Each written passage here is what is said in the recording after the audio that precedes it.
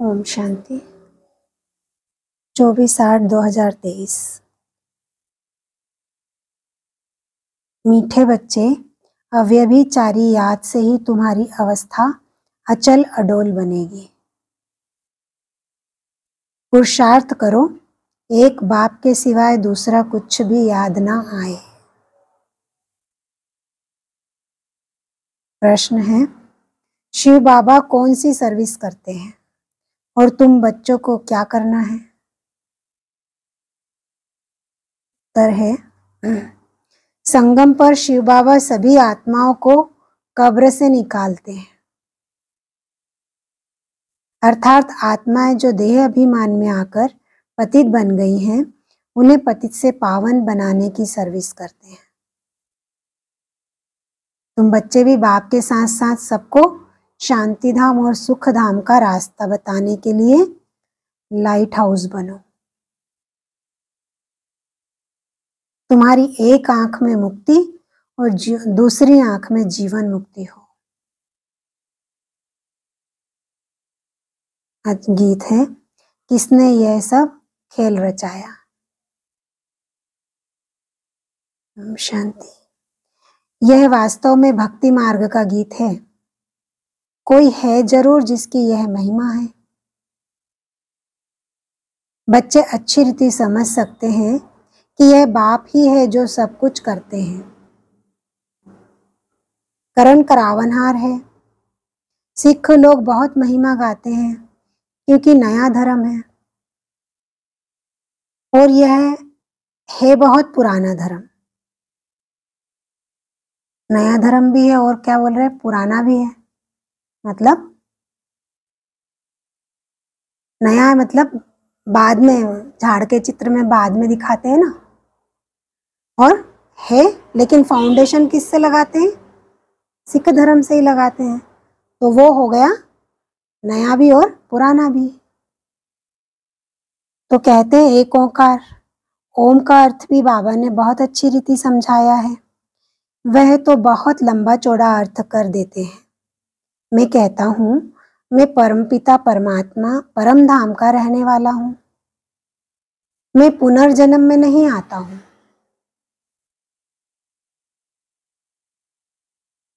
पुनर्जन्म में तुम बच्चे आते हो तो बाप बच्चों को बैठ परिचय देते हैं। मैं बच्चों के सामने ही प्रत्यक्ष हूँ।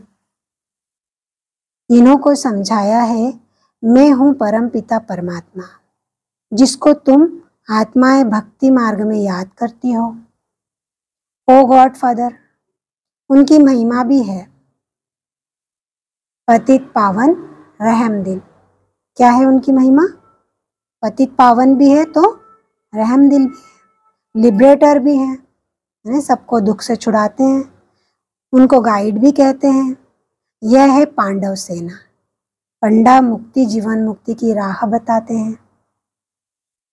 गाते भी है ना कि नैया मेरी पार लगाओ। बरोबर परमात्मा को खेवैया भी कहते हैं, बागवान भी कहते हैं। कहते हैं तुम कितने मस्त थे।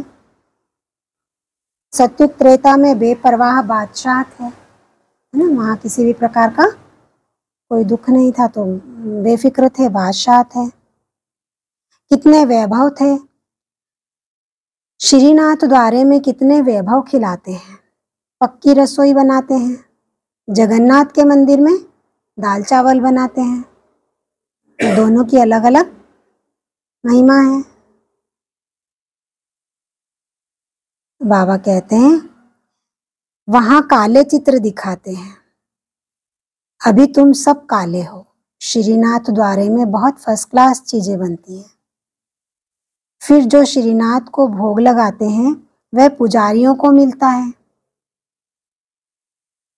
वह फिर दुकान में बेचते हैं। पुजारी लोग भी फिर क्या करते हैं, उस भोग को दुकान पर बेचते हैं। उससे शरीर निर्वाह होता है। तुम बच्चे तो स्वर्ग के मालिक बनते हो। सोचो, ये अभी की बात है, श्रीनाथ द्वारे में ऐसे होता है ना, हद के में। तो यहाँ तो बेहद की बात है ना। तो हद में ही इतना, कलयुग के अंत में इतनी उनकी पूजा, इतना सब कुछ और आए तो फिर बेहद में कितनी बड़ी बात है। तो यहाँ पर भी वो सब बेहद के भी हैं, जिनका सब कुछ शरीर निर्वाह भी चल रहा है उससे। तो तुम बच्चे तो स्वर्ग के मालिक बनते हो। वहां जो वैभव तुम खाते हो वह दास दासियां भी खाते हैं। 36 प्रकार के वैभव बनते हैं, इतने तो खा नहीं सकेंगे, तो फिर दास दासियां खाते हैं। परंतु इसमें ही खुश नहीं होना है, राजधानी तो सारी बननी है। तुम वहां बहुत मौज में रहेंगे। वर्ल्ड ऑलमाइटी अथॉरिटी का स्थापन किया हुआ स्वर्ग का राज्य भाग्य तुम बच्चों को मिलता है। स्थापन किसने किया? वर्ल्ड ऑलमाइटी अथॉरिटी ने। कहते हैं ज्ञान भक्ति वैराग्य। अब वैराग्य 2 प्रकार का होता है। सन्यासियों का है हद का वैराग्य, घर बार छोड़ जंगल में जाकर जंगल में बैठते हैं, फिर वह गुप्त मदद करते हैं, है ना, उनसे भी मदद मिलती है लेकिन गुप्त मदद मिलती है। भारत का बहुत फायदा करते हैं, माने सन्यासी लोग भी। जैसे विनाश के लिए कहा जाता है इनसे स्वर्ग के गेट खुलते हैं, वैसे यह भी पवित्रता की मदद करते हैं ना सन्यासी लोग, इसलिए ड्रामा में उन्हों की महिमा है। बाप कहते हैं यह ज्ञान प्राय लोप हो जाता है, तो उनका है हद का वैराग्य, तुम्हारा है बेहद का वैराग्य। तुम्हें बेहद का बाप वैराग्य दिलाते हैं। ग्रस्त व्यवहार में रहते सिर्फ बुद्धि से भूलना है। यह तो पुराना शरीर है, अब 84 जन्म पूरे हुए। देह सहित देह के सब धर्मों सर्व संबंधों को भूलना है।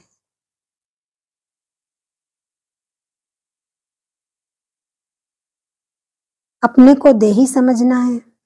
वह तो कह देते कि आत्मा निर्लेप है, कुछ भी खाओ पियो लेप चेप नहीं लगता। ऐसे होता है क्या कि कुछ भी खाओ पियो बाहर की दुनिया में और लेप चेप ना लगे? फिर बाबा ऐसा क्यों कहते हैं कि संग का रंग लगता है, खाने पीने का भी परहेज करना चाहिए? अगर ऐसा आत्मा में अगर लेप छेप नहीं लगता तो ऐसा क्यों कहते बाबा? बाबा कहते हैं, वह तो कहते हैं कि कुछ भी खाओ पियो लेप छेप नहीं लगता। उनके मत मतांतर हैं। कैसी रस्म रिवाज है, जिसने जो मत चलाई चल पड़ती है। जैसे यहाँ कोई आदि देव को महावीर कहते हैं, महावीर फिर हनुमान को भी कहते हैं। वास्तव में तुम सब महावीर महावीरनियां हो जो माया पर जीत पाते हो, श्रीमत पर पुरुषार्थ करते हो। तुमको अपनी अवस्था ऐसी रखनी है जैसे अंगद को रावण हिला नहीं सकता। तुम महावीरों को भी भल कितना भी माया का तूफान लगे, परंतु हिलना नहीं है। ये अवस्था अभी नहीं होगी, पिछाड़ी में ऐसी अवस्था होनी है, कितने भी विकल्पों के तूफान आए लेकिन अडोल रहना है।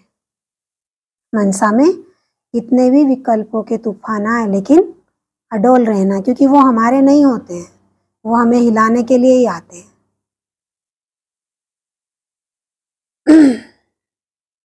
अव्यभिचारी याद रहे और किसकी याद ना आए, इसमें मेहनत बहुत करनी है। पिछाड़ी में ही अचल अडोल बनेंगे। अचल घर का यादगार है ना। अब पिछाड़ी कब है? पिछाड़ी का बाबा बोलते हैं ना कि पिछाड़ी में ही बनेंगे, तो पिछाड़ी कब है? हमारे लिए तो ज्यादा दूर नहीं है, पिछाड़ी का ही समय तो चल रहा है ना, और अभी हम उसी की मेहनत कर रहे हैं। तो बाबा कहते हैं तो अचल घर यादगार है ना, उसके ऊपर गुरु शिखर है। अभी तुम समझते हो ऊंचे ते ऊंचे शिव बाबा, वह है रचयिता। पहले पहले क्या रचते हैं वह भी बुद्धि में रखना है। ऊंचे ते ऊंचे शिव बाबा, फिर है ब्रह्मा विष्णु शंकर सूक्ष्म वतनवासी। विष्णु को 4 भुजाएं क्यों देते हैं? इससे यह प्रवृत्ति मार्ग सिद्ध होता है। तुम्हारा है प्रवृत्ति मार्ग, ब्रह्मा द्वारा स्थापना कराते हैं। ब्राह्मण धर्म है, ऊंचे ते ऊंच, देवताओं से भी तुम ऊंच हो, है ना? क्यों है? क्योंकि देवताएं तो सतयुग में होते हैं और हम कहाँ हैं? संगम पर। संगम पर कौन है हमारे साथ? बाप है। वहां बाप सतयुग में होता नहीं है। तो बाबा कहते हैं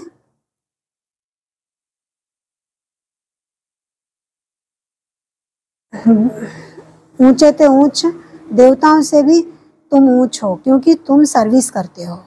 देवी धर्म की स्थापना कर, फिर तुम विश्व के मालिक बनते हो।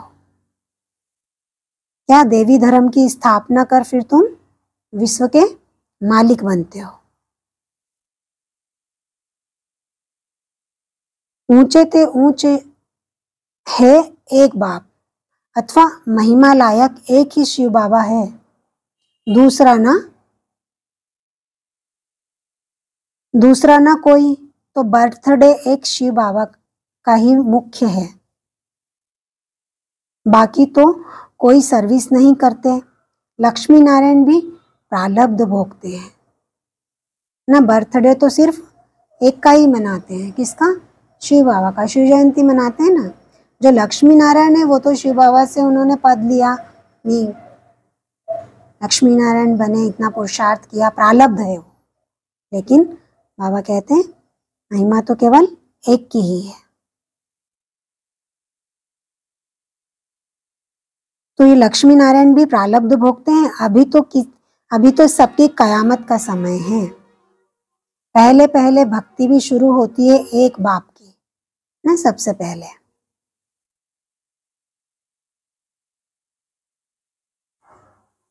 वह है अव्यभिचारी भक्ति। अभी तो बिल्कुल व्यभिचारी बन गए हैं ना। जब भक्ति की शुरुआत होती है द्वापर युग से, तो तब तो एकदम कोई गिरता नहीं है, धीरे धीरे आके भक्ति व्यभिचारी बनती है। तुम शिव बाबा से लेकर सभी के ऑक्यूपेशन को जानते हो। अभी तुम प्रैक्टिकल में बाबा के पास बैठे हो, है ना। ये हमारे लिए तो कितना सही है पॉइंट्स, कि तुम अभी कहाँ बैठे हो? शिव बाबा के पास। और कोई तो शिव बाबा को अभी जानते भी नहीं है। जानते हो कि हम फिर से भारत को स्वर्ग बना रहे हैं। जो बनाते हैं वही फिर राज्य करेंगे।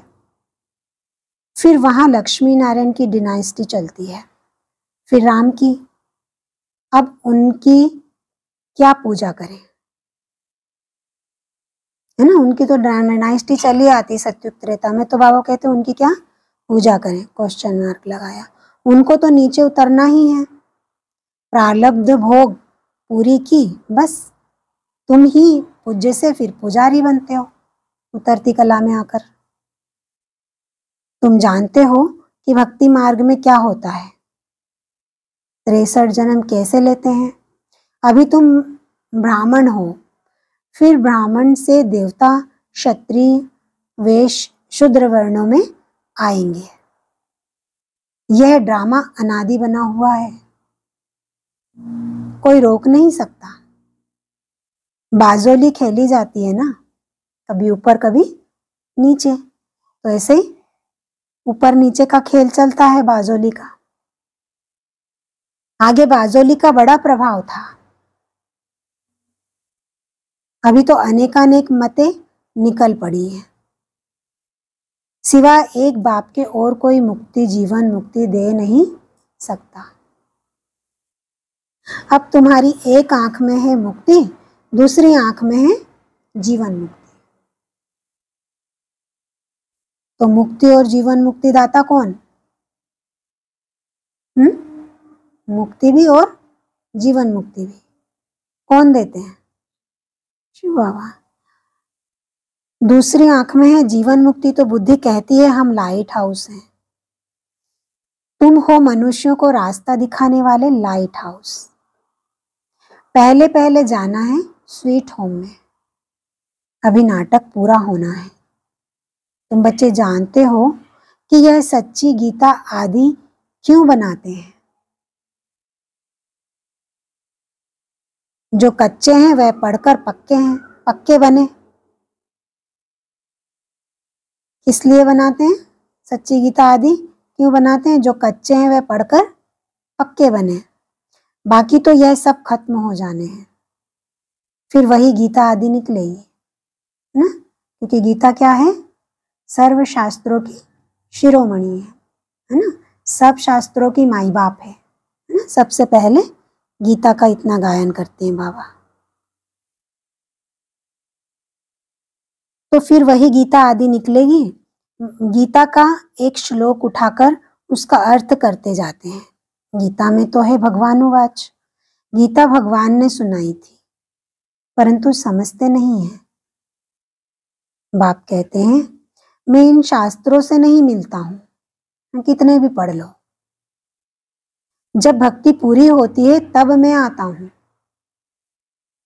तो ज्ञान है दिन और भक्ति है रात। आधा कल्प है रावण का राज्य। रावण देखने में नहीं आता है, बुद्धि से समझ सकते हैं ना। माया दिखती है ना रावण दिखता है, लेकिन हमारी बुद्धि से हम समझ सकते हैं कि हमारी अवस्था किस चीज से गिर रही है। तो माने जरूर हमारे अंदर में कोई ना कोई रावण या माया के कुछ ना कुछ कमजोरी या संकल्प है। तो बाबा कहते हैं तो रावण का राज्य, रावण देखने में नहीं आता है, बुद्धि से समझ सकते हैं। इनमें काम का भूत, क्रोध का भूत है।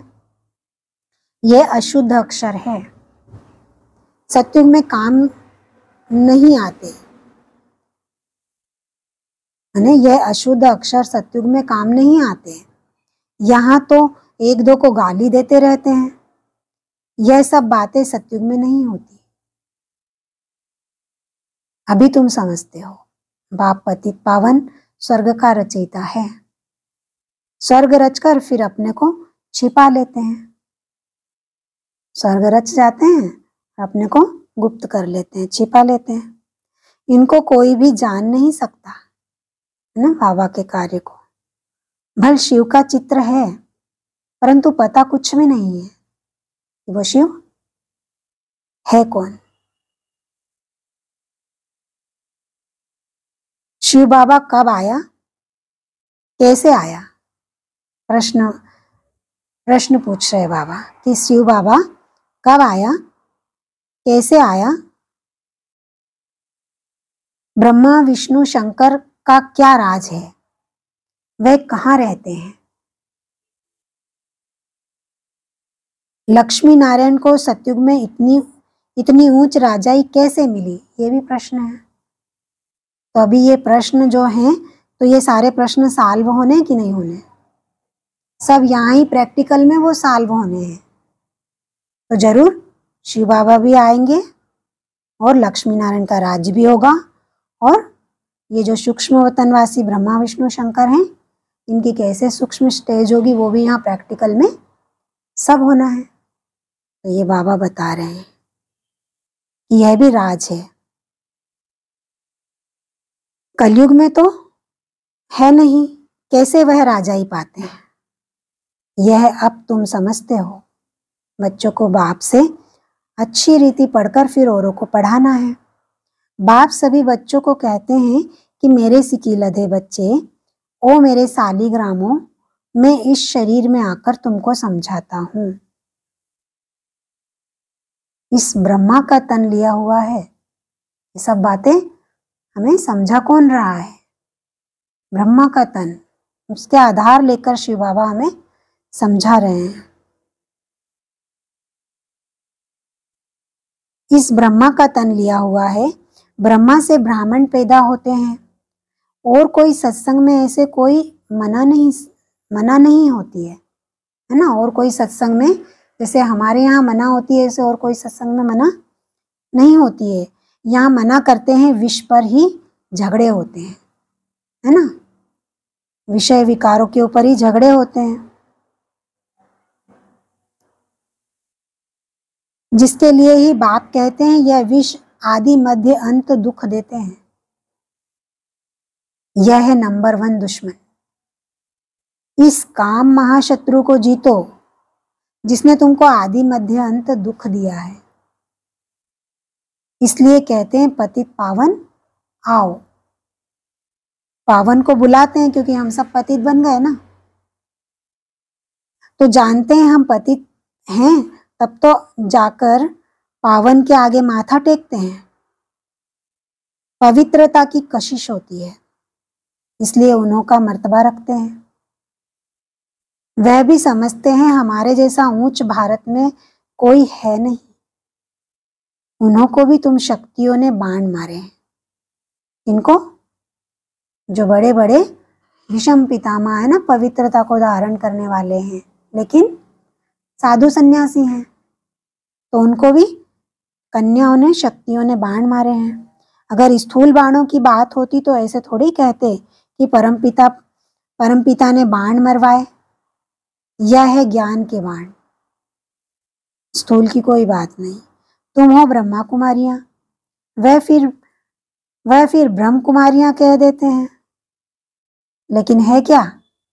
ब्रह्मा कुमारियां, ब्रह्मा की कुमारियां। और वह क्या कह देते हैं? ब्रह्म कुमारी माने ब्रह्म क्या है? ब्रह्म तत्व, तो वो उसकी कुमारियां कह देते हैं। ब्रह्म ही भगवान है कहते हैं। बाबा कहते हैं यह तुम्हारा भ्रम है कि ब्रह्म ही भगवान है, क्योंकि ब्रह्म भगवान नहीं हो सकता। अब तुम्हारे पास सन्यासी लोग भी बहुत आते हैं। बड़े बड़े आदमी सन्यासियों के पास जाते हैं, बोलते हैं महात्मा जी चलिए हम आपको भोजन खिलाएं। बहुत उन्हों की खातिरी करते हैं। पवित्रता की निशानी है ना, तो पवित्रता के आगे तो सभी लोग झुकते हैं। तो बाबा कहते हैं आजकल तो कई डाकू भी सन्यासी का वेश धारण कर लेते हैं। तुम तो बिल्कुल साफ हो, और तुम हो भी राजऋषि। तुम हो क्या?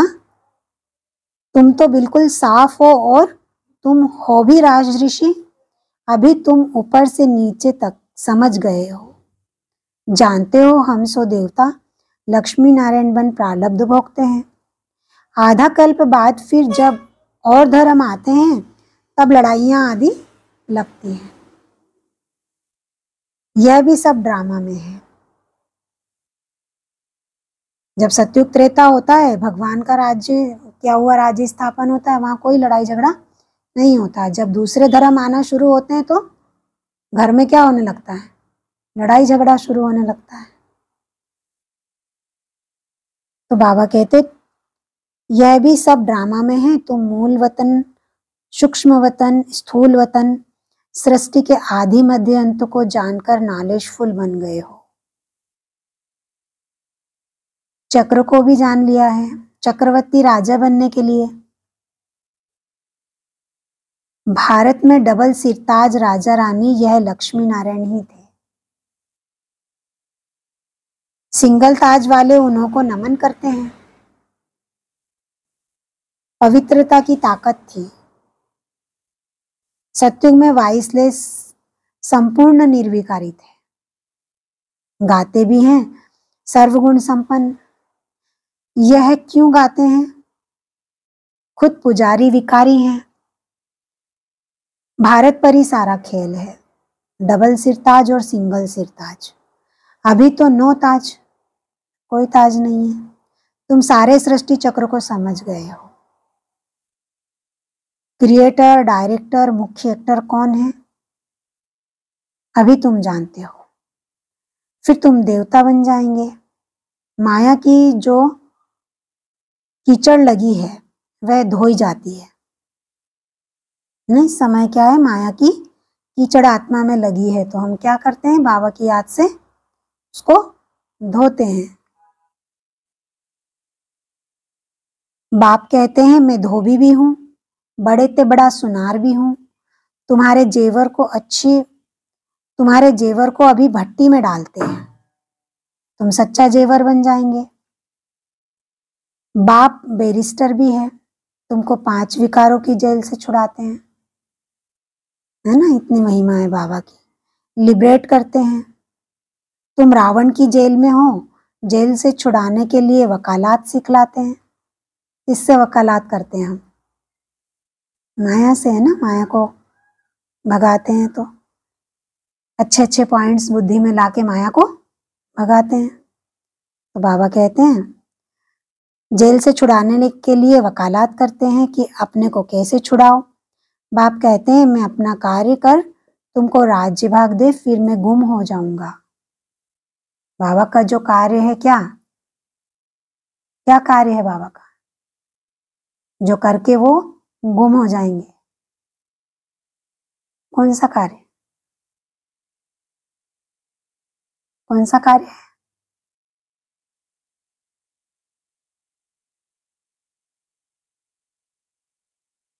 बाबा कहते हैं अपना कार्य, बाप कहते हैं मैं अपना कार्य कर तुमको राजभाग दे, फिर मैं गुम हो जाऊंगा, तुम सुखी बन जाएंगे। क्या देने आए हैं? राजभाग। फिर मैं वानप्रस्थ में बैठ जाऊंगा। अच्छा, सबसे सबसे भाग्यशाली कौन है? बाबा कहते हैं कि कन्याएं भाग्यशाली हैं। बाबा कहते हैं मैं तो अपना फर्ज पालन करता हूं, तुम पति दुखी हो, पुकारते हो, तो बाप का फर्ज है बच्चों को मुक्ति, जीवन मुक्ति देना। ऐसा मुक्तिदाता और कोई नहीं। बाकी टाइटल वह लोग बहुत रखवाते हैं, परंतु है बिल्कुल रॉन्ग। मनुष्यों की बिल्कुल ही विनाशकाले विपरीत बुद्धि है। तुम बच्चे बाबा बाबा कहते रहते हो, मनुष्य थोड़े ही इस राज को समझेंगे। वह समझेंगे शायद इस बाबा को याद करते हैं। तुम बच्चे जानते हो कि अनेक बार बाबा ने हमको स्वर्ग का मालिक बनाया है। यह है ईश्वरीय जन्म। बाप कहते हैं सिर्फ एक मुझे याद करो, इसमें ही मेहनत है ना, सबसे ज्यादा मेहनत है याद में। अच्छा, मीठे मीठे सी लदे बच्चों प्रति माता पिता बाप दादा का याद प्यार और नमस्ते। हम बच्चों की रूहानी बाप को नमस्ते। मुरली का सार है, बाप से अच्छी रीति पढ़कर औरों को पढ़ाना है। लाइट हाउस बन सबको मुक्ति, जीवन मुक्ति की राह दिखानी है। दूसरा है एक बाप की अव्यभिचारी याद से अपनी अवस्था एक रस अचल अडोल बनानी है। महावीर बनना है, वरदान है आज का। अलौकिक रीति की लेन देन द्वारा सदा विशेषता संपन्न बनने वाले फ्रॉग दिल भाव। कौन सी विशेषता?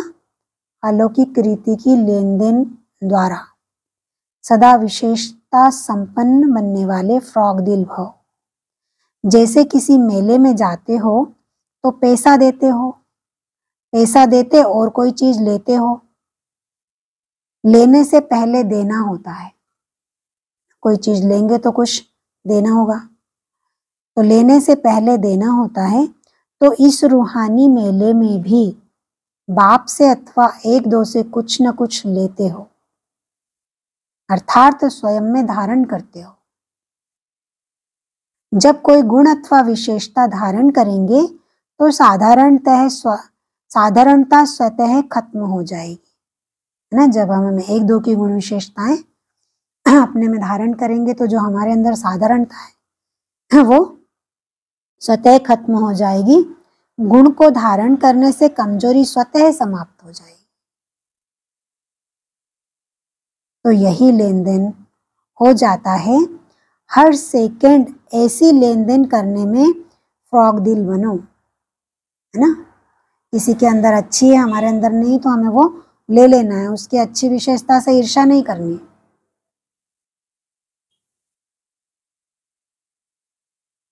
तो बाबा कहते हैं तो यही देना हो जाता है। हर सेकंड ऐसी लेन देन करने में फ्रॉग दिल बनो तो विशेषताओं से संपन्न बन जाएंगे।